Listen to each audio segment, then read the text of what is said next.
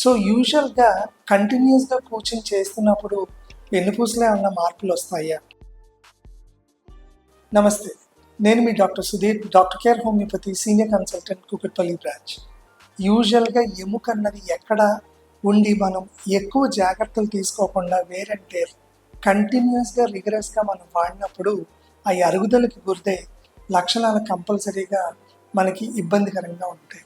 So అది పెద్దవాళ్ళల్లో అవ్వచ్చు, కానీ అన్ఫార్చునేట్లీ ఇప్పుడు యంగర్ ఏజ్ గ్రూప్లో కూడా ఈ సమస్య అది ఎక్కువ చూస్తున్నాం. ఎందుకు కనబడుతుంది ఇది? వీళ్ళల్లో కంటిన్యూస్గా కూర్చుండిపోవటం వల్ల, వెన్నుపూస మీద భారం పట్టడం వల్ల, ఫాల్టీ పోస్చర్ వల్ల తెలియకుండానే ఇబ్బందికి అది గురవుతూ ఉన్నారు. స్టార్టింగ్లో నెమ్మదిగా ఉన్న నొప్పి క్రమేణా మెడపట్టి సర్వైకల్ కాలర్ పెట్టుకునేంత వరకు వెళ్తూ ఉంటారు.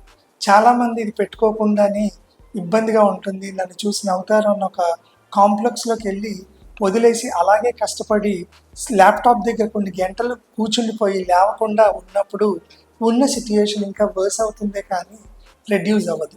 ఎందుకంటే ఈ కండిషన్కి రావటానికి మీరు కంటిన్యూస్గా వెన్నుపూస మీద మీరు భారం పెడుతూ ఉండటం వల్ల రిస్ట్రిక్షన్ అది వచ్చేసి తిమ్మిరి అది మీకు కనబడుతుంది.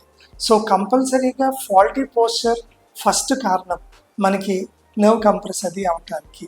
పెద్దవాళ్ళల్లో అధికంగా మీరు వాడినప్పుడు, అధికంగా మీరు శ్రమ దాని మీద భారం పెట్టినప్పుడు ఈ లక్షణాలు అవి కనబడుతూ ఉంటాయి. కొంతమంది ప్రొఫెషనల్గా అంటే హెవీ లేబరర్స్, వాళ్ళు అధిక బరువులు, చాలా బరువులున్న సామాను నెత్తి మీద పెట్టినప్పుడు నర్వ్ కంప్రెషన్ అనేది ఇంకా ఎక్కువ ఉంటుంది.